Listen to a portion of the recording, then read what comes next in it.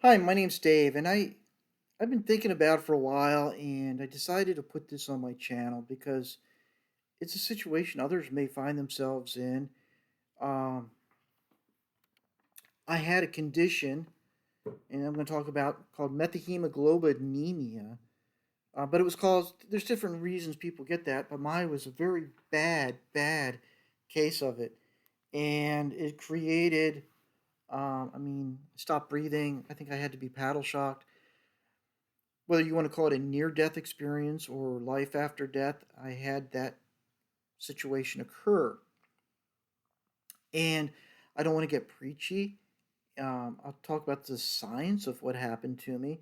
And then there is a part that's supernatural that, whether you believe or you don't believe, I'm just explaining what I personally went through. So, first of all, in 1999, I had really bad acid reflux. Terrible. And I had to have a hiatal hernia operation, laparoscopic surgery on my stomach, where they tightened the esophagus. So, about 2 to 3 weeks afterwards, there was some swelling, which is expected, but I wasn't able to eat. And I was just like, oh, I got to eat food. And the doctor said, okay, come to our office and we'll try procedure, which was to me torture. So, what they were going to do is spray benzocaine down my throat, and then they have this long rubber tube like this thick, and it's pointy, and they after they spray it, it numbs it. They push the tube down all the way down, and it's supposed to stretch the esophagus. Again, torture.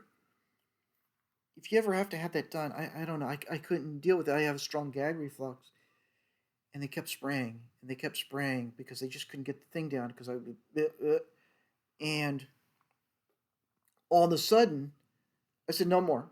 I said I'll just drink protein shakes. I can't deal with this. Um, I got up and I started walking a little bit, and it was like, well, I don't. Something's wrong.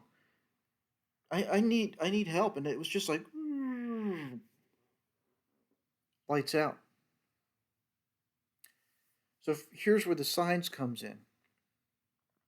The benzocaine, the overdose of it, was taking the oxygen away from my blood, and it was really horribly bad.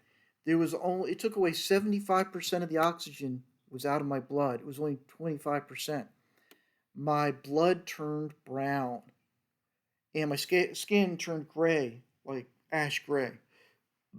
I was dying, going into cardiac arrest, and during this, I could see myself on the in the ER. I could see the panic. Nobody knew what's going on. They didn't understand. They said, "What happened?" And they're yelling about benzocaine, and they're like, "We don't know what to do." They're desperate. And I'm watching this, and I could tell where each person was standing, what they were saying. Um, and this, I'm being honest, it sounds stupid and silly, but I'm thinking, I'm parked in 1 hour parking. They're going to tow my truck because this doesn't look good. This is going to take a while. You're dying. I'm dying, and one of my last living thoughts is that my truck's in 1 hour parking. But it is what it is. And then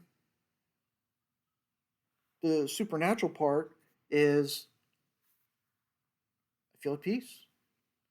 It's dark, but not scary dark. Like I could see way in the distance a really intense light, bright, intense white light, but it didn't blind you. You could look straight at it and you didn't have to squint. It was like you could look right at it and go, wow, I want to go over there.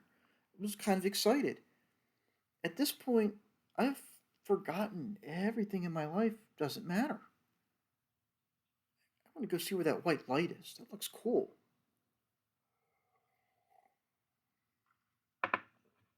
Then I feel there's entities surrounding me. I can't see them, but I know they're there. I can kind of sense what they're discussing. like I can hear them, but I can't. It's hard to explain. Not voices, but you can hear inside my head.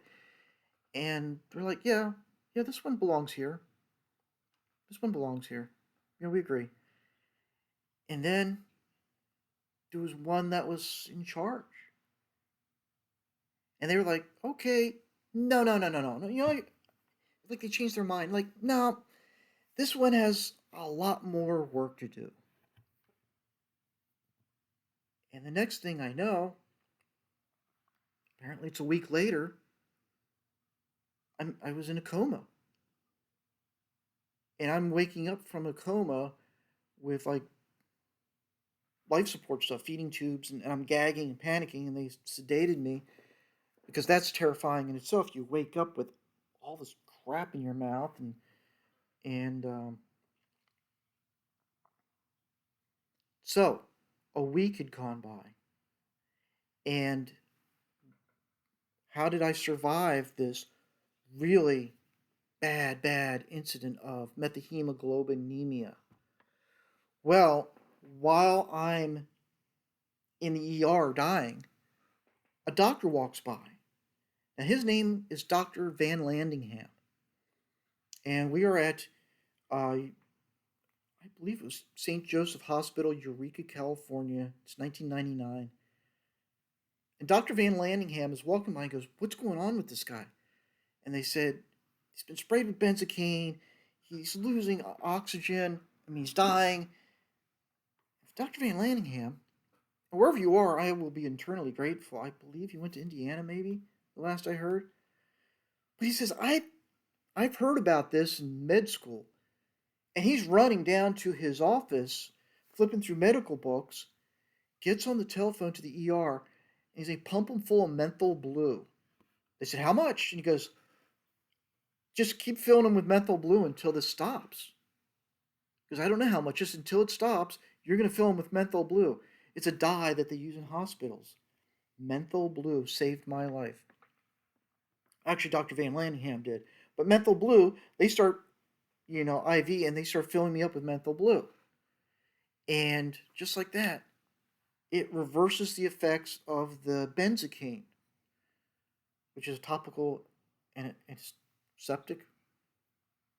I'm sorry if my terms are off a little bit. So that's the science part. Then there was the supernatural part. Again, you don't have to believe it's. I'm just explaining how what I went through during this time. My father flew out, and they're like, "We don't know how long he's going to be in a coma. How long you want to wait? You at some point may want to pull the plug. We don't know. He's on life support." It didn't look good. They didn't know if I'd ever recover from that. I was told that I'm in a medical journal, not by name, but by a number, because to survive it this bad of incident of methemoglobinemia is just so extremely rare. People don't live through that. And I did. And I was in a coma. And I survived that. And I know for almost 2 weeks, uh, I peed blue, bluish green for 2 weeks, maybe more than 2 weeks. I mean, it was just, I had so much menthol blue in me, it just took forever to come out of me. So, what does it mean to me that I have more work to do? Well, I never got an instruction book. Like, here you go. This is all the stuff that you need to do in your life, and take this with you. I don't know. This one has more work to do. I think about it all the time. I've I've had an interesting career protecting natural resources, fish and wildlife. Um, you try to be a good person. Um, there's there's a lot of unknowns. Um, for anyone that goes through what I went through, it's terrifying. Um, you know, Could I have gone after the other doctor whose staff overdosed me? I don't know. I didn't. I had no desire to like. I was just grateful to be alive. Um, but is there life after death? Well, that's a huge unknown. From my experience, my belief is something happened when I was above, looking down on my body, and I'm hearing things crystal clear. And I knew where they were standing, and I was telling Dr. Van Lanningham, I said, and I remember I said to him, I went somewhere. And he goes, tell me what you experienced. I told him, he goes, Dave, you're not the first one that's ever said the exact same things to me. I've heard it many times. And he goes, there's just some things in life we don't know, that I don't know. But you're alive, and I know that, so that's all that matters. Yeah, it does. It was a crazy um, experience to go through. It was just that whole operation, and this just kind of pushed my recovery back a little bit. Um, but eventually, you know, I the swelling stopped. I could eat more. My acid reflux was fixed, and I started gaining weight. In a couple months, back to work, and life went back to normal. So anyway, that's my story. Like I said, I didn't want to get too preachy, and but the science is I had methemoglobinemia from the benzocaine, um, basically an overdose. It wasn't really an allergic reaction to it, although they tell me to stay away from benzocaine and lidocaine if at all possible. So I try to do that, but I don't think I they don't think I would ever have another reaction. This was just way too much, and that's because I had a strong gag reflux. So anyway, thank you for taking the time to listen to this crazy story, but it's true. It took place in Eureka, California.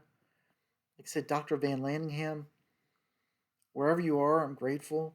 If anyone knows who he is, um, let him know I say hi. I'm alive and I'm doing well. Anyway, take care.